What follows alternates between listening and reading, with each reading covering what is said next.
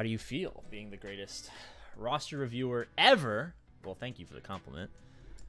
I don't know. It's very strange. This game existed many years before I ever knew it existed. It had established creators with 50, I think at that time Arnold maybe just eclipsed 200,000 or maybe, no, I remember when he hit that, so maybe he had like 150,000. It had been dominated for quite a while and had been really successful before I even knew it existed. And for a long time, the prevailing opinion was it was 100% pay to win, which at the very upper echelon is obviously the case because it's a mobile game, and to be the very best, you have to spend tens, if not hundreds of thousands of dollars.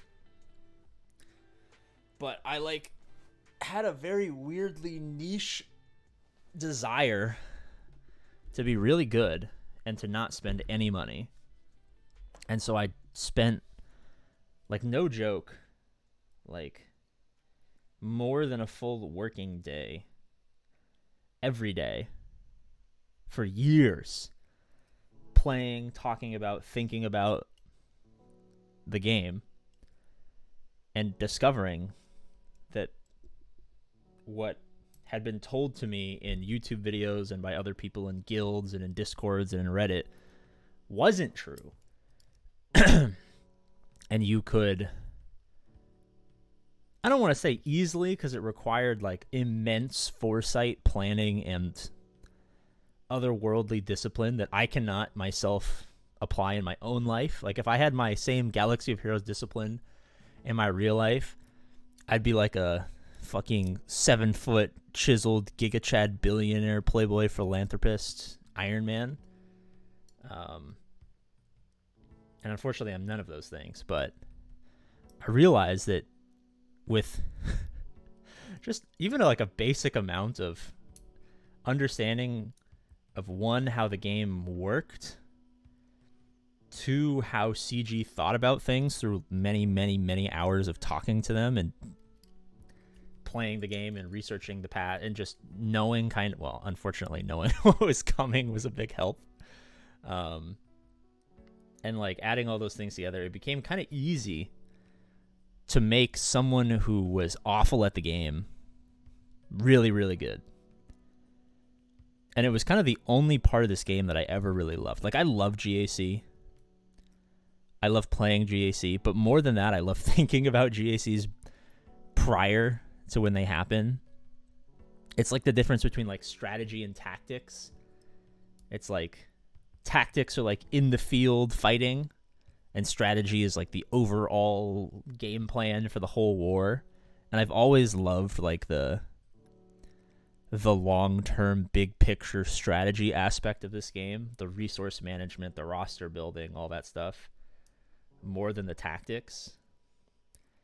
And it became quite apparent very early on that if you had better strategy, you almost didn't really need the tactic part of the game.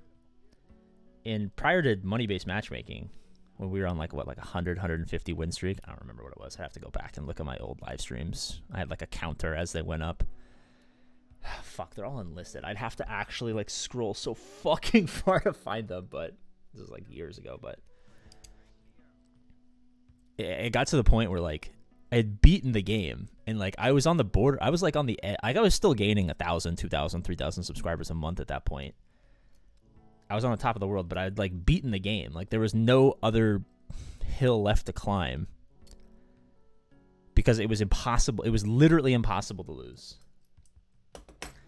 And then when money-based matchmaking came out, I remember maybe a month or so before it came out, I was planning on how to adapt to it because it was obviously different from what the game had been prior. And I realized that it was still the exact same game. After a certain point, I know, and this is why I had such conflicting opinions on money-based matchmaking, because, if you weren't 4 or 5 million GP, it was the worst thing ever. But if you were past 4 to 5 million GP, but weren't top 1%, it was actually great because you got to punch up a lot. And it was a new challenge, and it couldn't have come at a more perfect time. It was incredibly divisive, and so many people quit the game. But it was it kept me in because it was a new challenge. Because now it wasn't I know I'm going to win. And there's almost nothing aside from not playing that would stop me from winning. And now there's like infinite upward mobility to go after, and it became like a new game. And when money-based matchmaking came out, all of the years and probably way more than 10,000 hours that I had spent like perfecting the craft of the strategy, not the tactics, but the strategy of Galaxy of Heroes, and had done that better than anyone on God's green earth, it finally became even more relevant, and I was so excited, and it was great. Datacrons were another wrench that threw in that, but eventually people decided to just, by and large, not use Datacrons, which was pretty fun because they suck. And all of that kind of was pointless because it was a small game, and you know, I hate to break it to you, but doing Galaxy of Heroes was kind of a job for many years of my life, almost most of my adult life. And the only way to actually make money in this game, unless you were Arnold, was to do what I started doing. And I was like, holy shit, I'm the best in the world at this, and this is the only way that you can make money, is do roster review streams every single day, twice a day, for fucking 10 hours a day. And it worked really well. And then it was kind of nice because at the same moment that like my entire like personal life outside of Galaxy of Heroes came crashing down on me and like destroyed me and left me crippled and useless and kind of brought me away from Galaxy of Heroes for like almost a year at this point. It allowed like all of these other great content creators to kind of take what I had done, and I disagree with a lot of what they say because they just don't have the hours to make it as good, but like it's still better than nothing. You know what I mean? If you're a new player, it's better to get like 75 to 85% of perfection than to get like 20%. Mark Mate wasted 5 pounds. Hi AP, long-time watcher and first-time super chat. See, Love all you your have to content. do Is this is correct spend roster review 10,000. process? Could you review my roster 264-986-815? All you have to do is spend 10,000 hours of your life, and people will pay you $5 to talk about a fucking video game. Thank you. I will get to that after my long diatribe. What was I saying? Yes, and it's so it's. I feel like I'm like the Monte Ellis of Galaxy of Heroes. Like, I'm like like so much pain and suffering and being like a small bright spot, and then like you disappear into the ether in pain and suffering, and people miss you. Yes, people were sad when I left, but I disappear into the ether, and then the community is graced with winning finally. You know, there's like so many other people who are not doing, like, it's not as good, but it's just good enough, and in some cases it's excellent. And now there's like 10 APGAINS out there doing what I spent so many years doing, and they're reaching more people. And it's like, now you don't have to like my dirty jokes and my stupid sense of humor and how young I am and everything that people didn't like about me. There's like a small version of me somewhere out there doing the same thing, but for your flavor of what you like to watch. And I think it's probably for the best that people can have their slice of the APGAINS legacy, but in a more palatable, more watchable format. And I think the game is in an infinitely better place because of it, if that makes sense. Monte still cooked on the Bucks, though. I'm still cooking. Lethal Power. I know Monte still cooked. I'm still cooking. It might be once every fucking 2 months where I'll pop onto a stream and do a little bit of stir in the pot, but I still cook.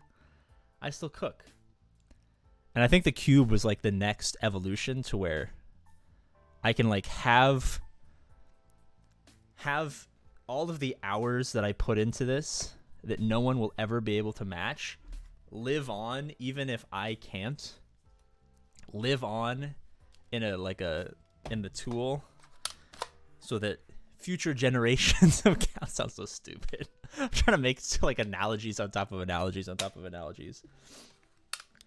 But now, like, someone who like may not have the, you know, the true understanding of all of the APGAINS lore can use the cube and have the like distilled down 5 years of blood, sweat, and tears, you know, whenever they want it.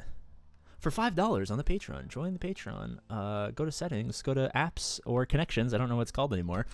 Link your Discord, join the Patreon exclusive Discord, and use the cube today. There, my mandatory ad placement right there. But it just feels like, I feel like it's like my life cycle has come and gone, and I'm quite content with what I've done and for the state of the game that I have left it in. All right, that's my rant. Bye bye.